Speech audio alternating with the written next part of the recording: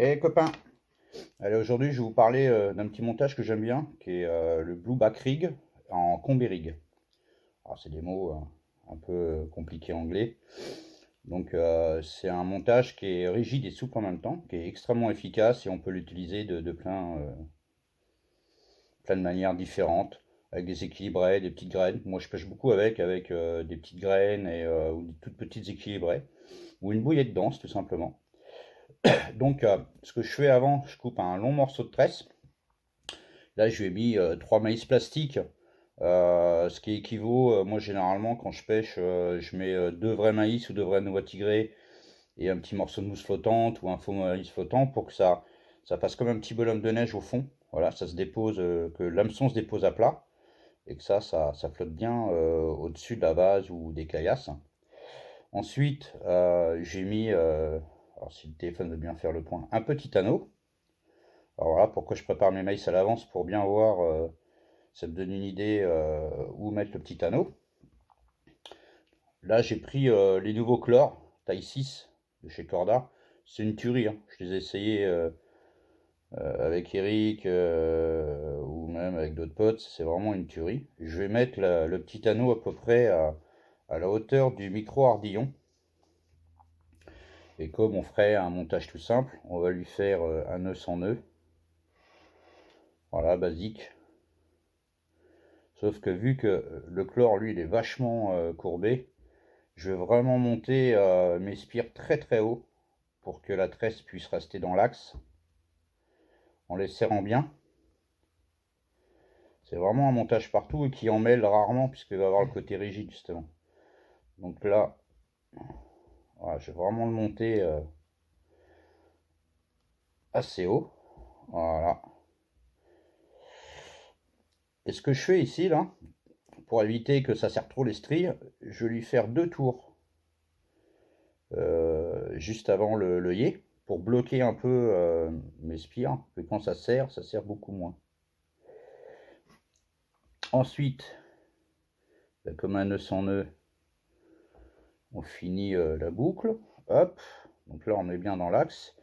Et en gros, ça donne ceci. Donc là, c'est vraiment un montage qui est hyper efficace. Voilà, ça se retourne, mais il est vraiment agressif, hein.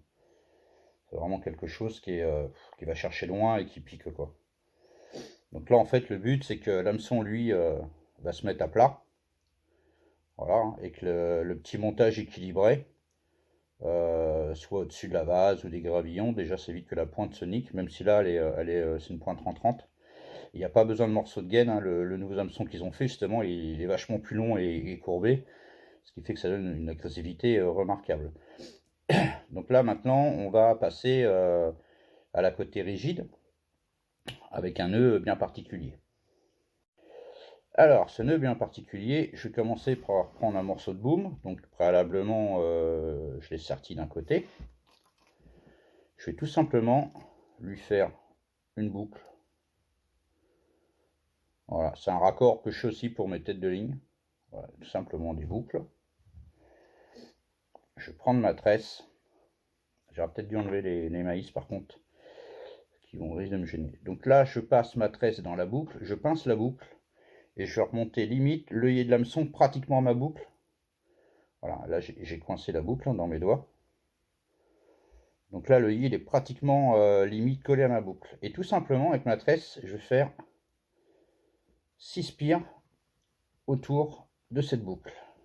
Il n'y a pas besoin d'en mettre plus que 6, entre 5 et 6. Voilà, bien serré. 3,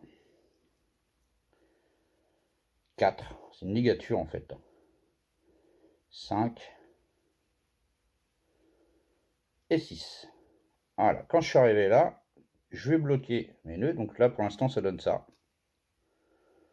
Voilà. Je vais reprendre mon excédent qui est ici. Et je vais revenir en arrière, en faire 3 ou 4. 1, 2 et 3. Bon, on va s'arrêter à 3. Et quand je suis à 3, je repasse tout simplement dans la boucle de départ. Voilà. Et ça donne ceci.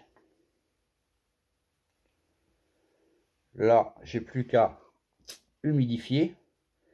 Et tout simplement, je vais commencer à serrer. Donc là, on peut y prendre un poulat, ou là je vais prendre ça hein, pour tirer dessus. Et là, on va voir que ça va donner pile poil la bonne longueur de la tresse. Donc tout doucement, je vais tirer dessus. Voilà, je vais aider la tresse à bien descendre. Voilà, vous pouvez y aller, tirer. Hein. Ça bougera plus. On fait les têtes de ligne également, les nœuds de tête de ligne également avec ça. Voilà. Donc voilà ce que ça donne. Hop. Donc là, bah, j'ai mon excédent de fil qui dépasse là. Et mon excédent de boom. Tout simplement, on va couper d'un côté. Et également l'autre aussi. Alors, faut pas se gourer de couper, faut couper le bon. Hein. Faut pas faire comme moi. Tout à l'heure, je me suis gouré, j'ai pas coupé le bon. Voilà. En fait, on peut y péter un petit coup de briquet pour les pluches, quand le briquet veut bien marcher. J'ai 4 briquets et j'ai pris le seul qui marche pas. Bon, je vais reprendre un autre tout à l'heure. Bon, voilà, hop. En gros, l'idée c'est ça. Hein. Voilà. On va humidifier un petit peu. Là, on peut lui mettre un petit morceau de plate bombé si on veut. Mais en fait, voilà ce que ça donne. Donc là, on a vraiment... Là, j'ai pris du boom en... C'est le plus gros, je crois qu'il est en 65. Pour avoir vraiment... Là, je vais les tirer après pour qu'il soit bien droit. Donc, il y a vraiment une grosse rigidité qui, lui, va éloigner votre montage du plomb. Et là, on a vraiment un côté qui est pile poil la bonne longueur. Là, on doit être à 3 cm. On a vraiment une superbe articulation. Là, on peut le voir. Hein. Limite, si on met une petite patte plombée là, eh ben, on peut en faire simplement une pop-up. Voilà, on peut mettre un petit blue back un peu plus court. Voilà, c'est quelque chose qui est extrêmement efficace, avec un hameçon efficace.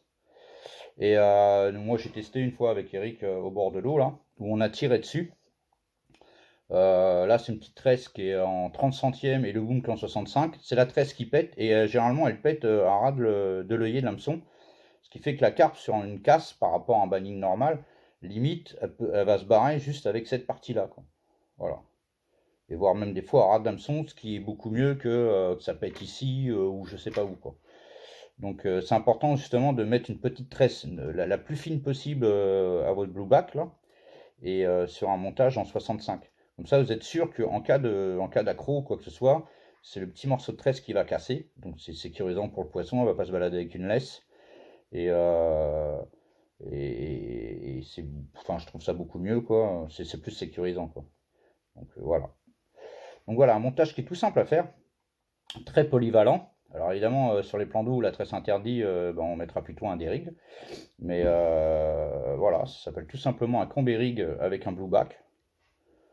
Et moi je l'utilise voilà, 95% maintenant, parce que j'aime bien, l'hameçon se met vraiment bien à plat.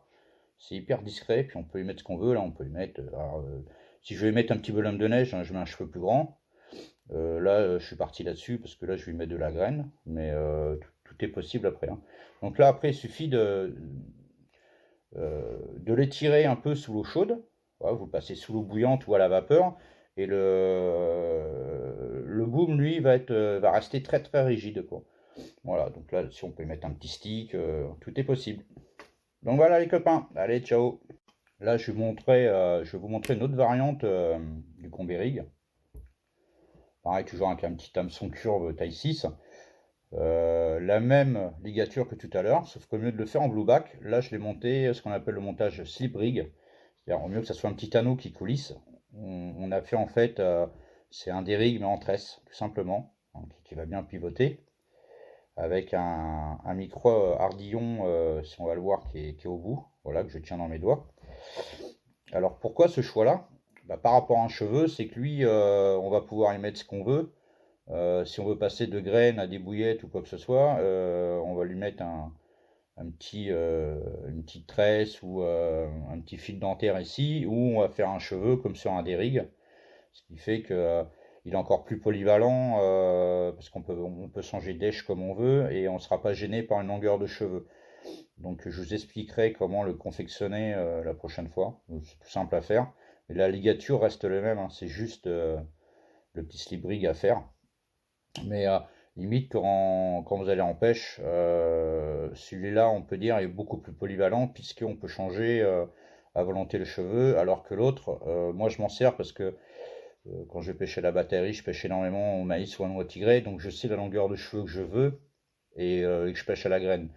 Par contre, dès que je vais attaquer mes pêches hivernales où je peux changer d'une petite équilibrée à un petit bonhomme de neige, je vais repasser à ce montage qui sera beaucoup plus polyvalent puisque je vais pouvoir y mettre ce que je veux, quoi, sans galérer avec une longueur de cheveux. Donc voilà. Allez, ciao!